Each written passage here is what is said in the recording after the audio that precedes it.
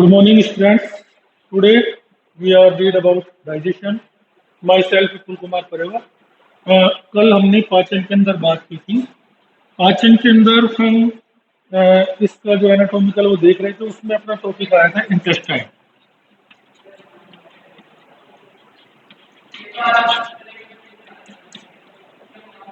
Intestine के अंदर जब हम बात कर रहे थे तो मैंने आपको कहा था कि हमारे शरीर में जो आंत पाई जाती है उसके दो खंड होते हैं, एक तो स्मॉल इंटेस्टाइन और दूसरी है लार्ज इंटेस्टाइन। स्मॉल इंटेस्टाइन के अंदर भी तीन खंड होते हैं और लार्ज इंटेस्टाइन के अंदर भी तीन खंड होते हैं। सबसे पहले डूडोनियम, दूसरा जेजुनम, नेक्स्ट है इलियम। लार्ज के अंदर पहला है सीकम, कोलोन, रेक्टम। देखिए, आंत की यदि हम बात करें तो जो आंत होती है इसके दो खंड होते हैं, एक तो छोटी आंत और एक बड़ी आंत। छोटी आंत के अंदर तीन खंड होते हैं। सबसे पहले है ग्रहणी, फिर अग्रशुद्रांत और तीसरा है शुद्रांत। ग्रहणी जो होती है ये स्टोमक से जस्ट अटैच रहती है, जैसे ये देखिए डायग्राम। तो ये आपका स्टोमक आ गया। स्टोमक के बाद में जस्ट जो पोर्शन चालू होता है उसको ग्रहणी कहते हैं। ग्रहणी की यदि संरचना की हम बात करें तो यू आकार का लूप होता है। इसके अंदर यहाँ पर पैनक्रियाज मौजूद होता है।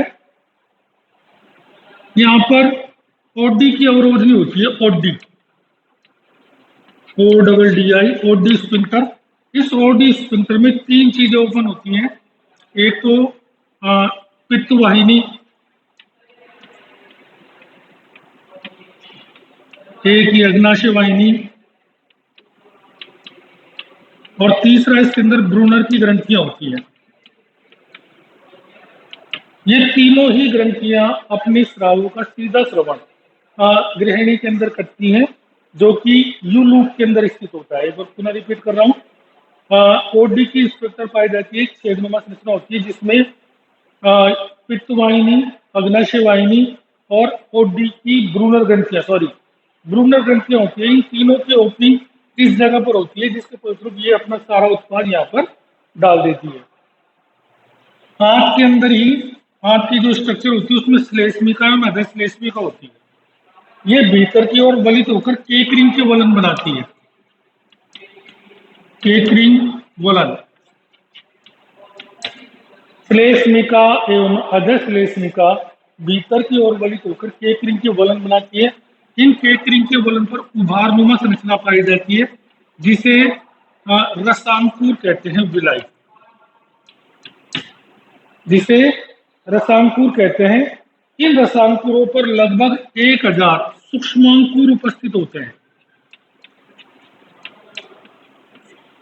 एक बार वापस रिपीट कर रहा हूं। आंत की श्लेष्मिका एवं अधः श्लेष्मिका भीतर की ओर वलित होकर केक रिंग के फोल्ड बनाती है। ये केक रिंग के फोल्ड पर एक उभारनुमा संरचना पाई जाती है, जिसे रसांकुर या विलाई कहते हैं, जिस पर लगभग 1000 सूक्ष्मांकुर माइक्रो विलाई ये उपस्थित रहती है। ये एक ब्रश बॉर्डर का निर्माण करती है। ब्रश बॉर्डर का मतलब क्या है, अभी देखिए।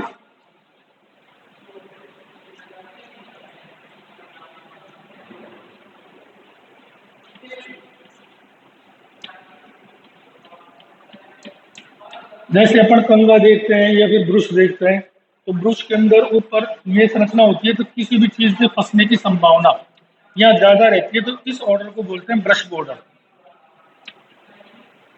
ब्रश बॉर्डर के कारण इसका अवशोषणकारी सतह का क्षेत्रफल बढ़ जाता है। कोई भी चीज है तो उसका जो एब्जॉर्प्शन है उसकी रेट इस सरफेस पर सबसे ज्यादा होगी, क्योंकि उसके अंदर माइक्रोविलाई मौजूद होती है।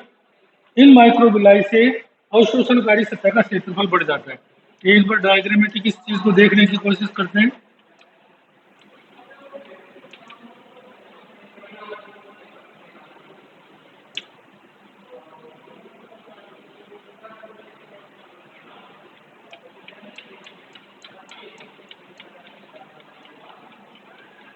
ये एक रसांकुर है।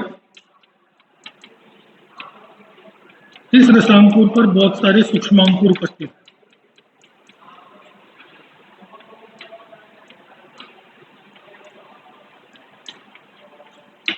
रसांकुर के ऊपर सूक्ष्मांकुर, यहाँ पर ब्लड सेल्स वगैरह होती हैं, रक्त कोशिकाएं वगैरह, जो कि एब्जॉर्प्शन के समय पर जो भी यहाँ पर अवशोषण होता है उसको सीधे उठाकर अंदर ले जाने का कार्य करती है। इन रसांकुरों की यदि हम बात करें तो यहाँ पर कोशिकाएं होती है, 3 प्रकार की कोशिकाएं जनरली पाई जाती है। पहला है आंत्र कोशिका, दूसरा कलश कोशिका और तीसरा पेनेट कोशिका। ये पाचन की जो मैकेनिज्म होती है, केमिकल प्रोसेस, उसके अंदर बहुत इंपॉर्टेंट है। आंत्र कोशिका से जितने भी हाइड्रोलाइटिक एंजाइम है इनका स्रावण होता है। कलश कोशिकाओं से म्यूकस या श्लेष्मा का स्रावण होता है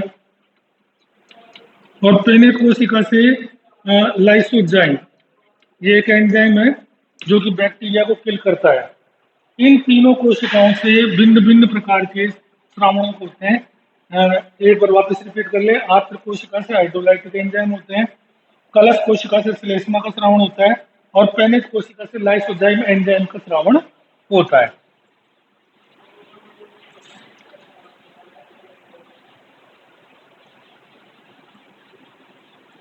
छोटी आंत्र के 3 खंड, ग्रहणी, अग्र शुद्रांत और शुद्रांत।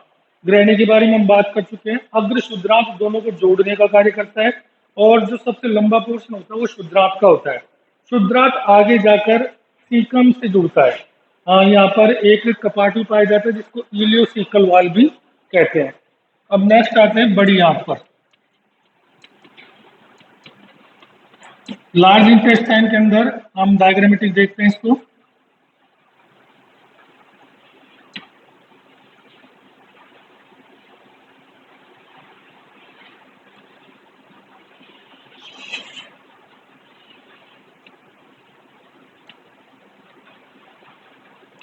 ये थोड़ा उभार ली हुई होती है।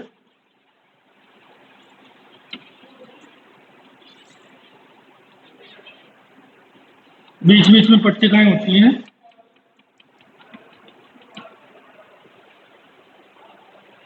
इसको कोलोन बोलते हैं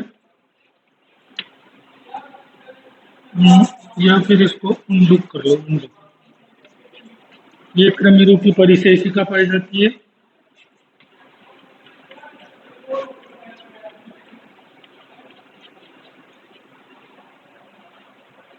आरोही पोर्शन, अवरोही, और ये हो गया अनुप्रस्थ। और बीच में जो पट्टिकाएं संरचना पाई जाती है उनको बोलते हैं टीनिया कोलाई। अंतिम पोर्शन हो गया रेक्टम या मलाशय। देखिए, बड़ी आंत के अंदर 3 खंड होते हैं। सीकम, जिसको उंडुक बोलते हैं, कोलोन हो गए बृहदात्र, और रेक्टम हो गया मलाशय। ये उंडुक जो है ये अंडकोश होता है, ब्लाइंड सैक। इधर से अपन बात कर रहे थे इलियम की। ये इलियम और ये कोलोन, यहाँ पर सीकम अंडकोश है, ये यहाँ पर जुड़ते हैं। यहाँ पर एक इलियोसिकल वाल पाया जाता है। ये एक ट्राइकप्सिड होता है, त्रिवलन दल कपाट होता है। बृहदात्र की हम बात करें, बृहदात्र के अंदर 3 खंड होते हैं, आरोही, अनुप्रस्थ और अवरोही। आरोही दैट मीन्स असेंडिंग, अनुप्रस्थ ट्रांसवर्स और अवरोही डिसेंडिंग। इसके अंदर ये पट्टिका नुमा संरचना पाई जाती है। इनको टीनिया कोलाई कहते हैं और ये संरचना थोड़ी उभार लिए हुए होती है, दैट इज कॉलिंग होस्ट्रा। अंत में ये जाकर खुलती है रेक्टम के अंदर, मलाशय में, जहां मल का एकत्रण होता है और एनएस पोर्शन द्वारा शरीर से बाहर निकाल दी जाती है। एनएस की संरचना की बात करें तो इसमें आंतरिक चिकनी तथा बाह्य रेखित पेशियां पाई जाती है, जिनमें संकुचन के फलस्वरूप मल को शरीर से बाहर त्यागने की प्रक्रिया संपन्न होती है। एक यहाँ पर एक कृमि रूपी परिशेषता है, इसे वर्मिफॉर्म अपेंडिक्स कहते हैं, अपेंडिक्स वर्मिफॉर्म। इसका वर्तमान में कोई स्पष्ट कार्य नहीं है।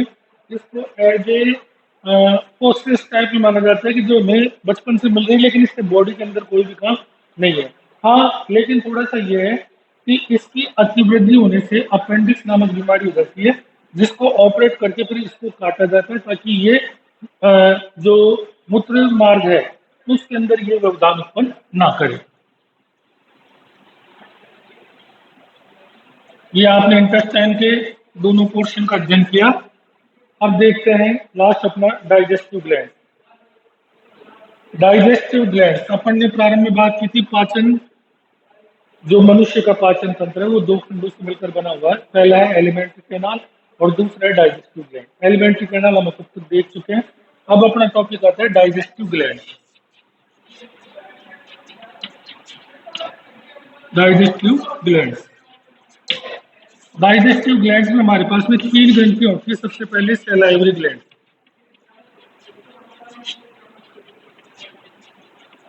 इससे सैलाइवा का स्रावन होता है। लार ग्रंथियां जो कि मुंह में पाई जाती है। ये हमारे शरीर में तीन जोड़ी होती है,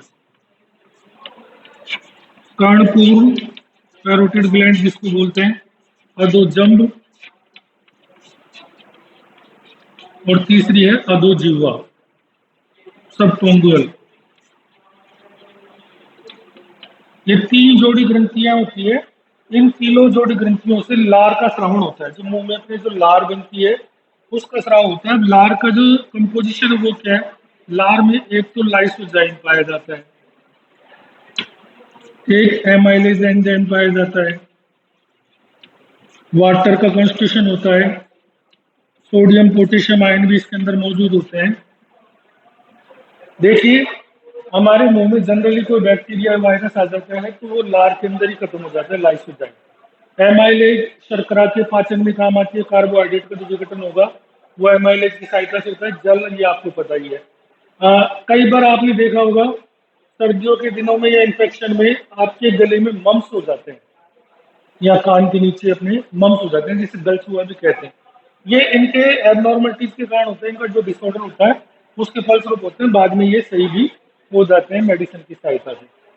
नेक्स्ट हम देखते हैं सैलाइवरी ग्लैंड के बाद में दूसरी जो ग्लैंड है वो है पैनक्रियाज।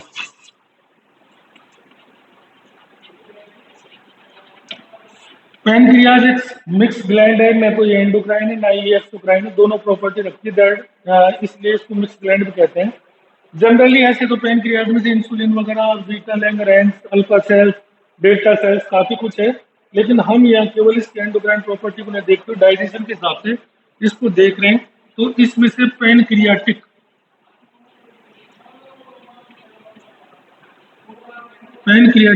जूस निकलता है। ये जूस अग्नाशय वाहिनी द्वारा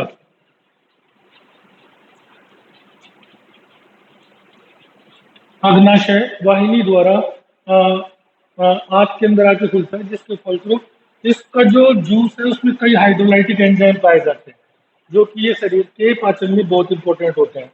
तीसरा है लीवर। लीवर का निर्माण हिपेटिक सेल से होता है। We know that very well. Hepatic cells जो होती है ये बाइल का फॉर्मेशन करती है, जिसे पित्त रस भी बोलते हैं, बाइल जूस। ये बाइल जूस बाइल डक्ट के माध्यम से एक कॉमन बाइल डक्ट बनाता है।